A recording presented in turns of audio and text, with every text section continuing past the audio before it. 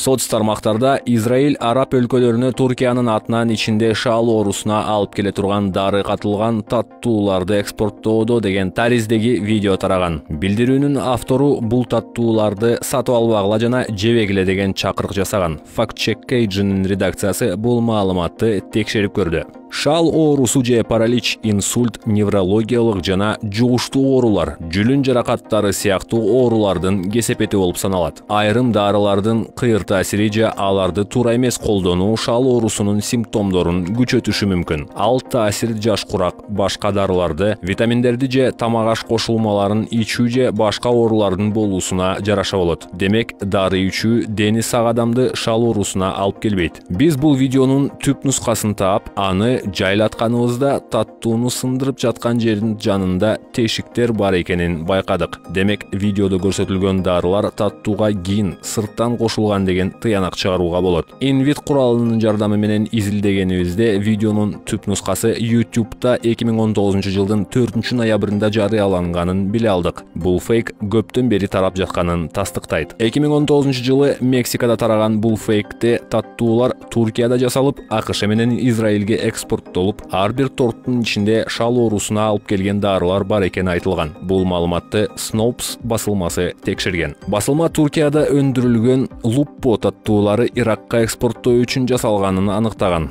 Тиешелүү документтерде аталган таттуулардын өндүрүүчүсү болгон Шөлен компаниясы берген. Snopes аныктаган маалыматка ылайык таттууларды өндүрүүдө колдонулган чипка системасы 700 микрондон ири бөлүкчөлөрдү өткөрбөйт. Демек, таңгактоого чейин таттууларга дары кошуу мүмкүнчүлүгү өтө аз. Snopes басылмасы менен катар France 24, News Checker, Factly, Fact Crescencio Sri Lanka, Soch Fact Check, Tate сыяктуу басылмалардагы таттуулардын курамында дары бар деген маалыматты четке кагышкан. Жыйынтык жалган. Дарылар дени сак адамды шал оорусуна алып келбейт. Шал оорусу инсульт, неврологиялык жана жугуштуу оорулар, жүлүн жаракаттары сыяктуу оорулардын натыйжасында келип чыгат. Ошондой эле таттууларда дары салынган тешиктерди байкоого болот.